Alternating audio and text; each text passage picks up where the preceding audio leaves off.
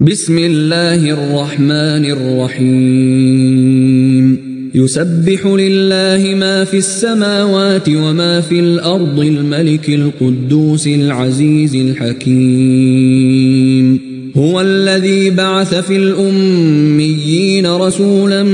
منهم يتلو عليهم آياته ويزكيهم ويعلمهم الكتاب والحكمة وإن كانوا من قبل لفي ضلال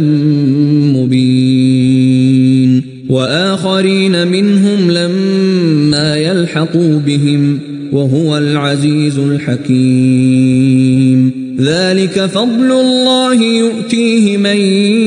يشاء والله ذو الفضل العظيم مثل الذين حملوا التوراة ثم لم يحملوها كمثل الحمار يحمل أسفارا بئس مثل القوم الذين كذبوا بآيات الله والله لا يهدي القوم الظالمين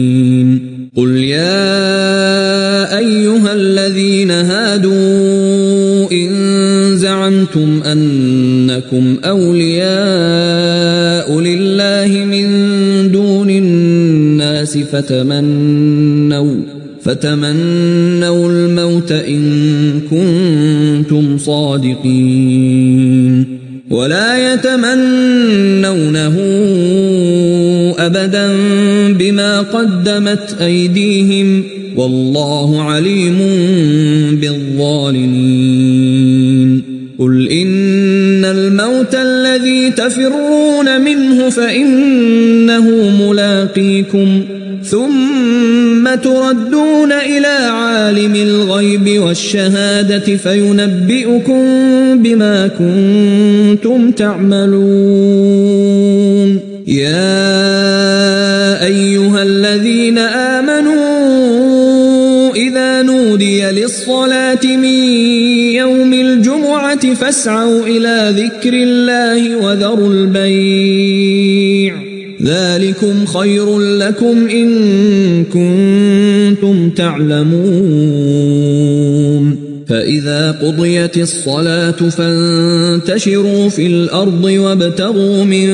فضل الله واذكروا الله كثيرا لعلكم تفلحون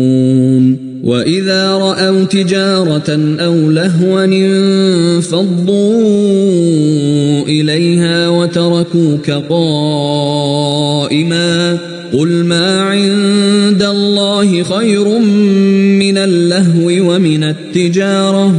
والله خير الرازقين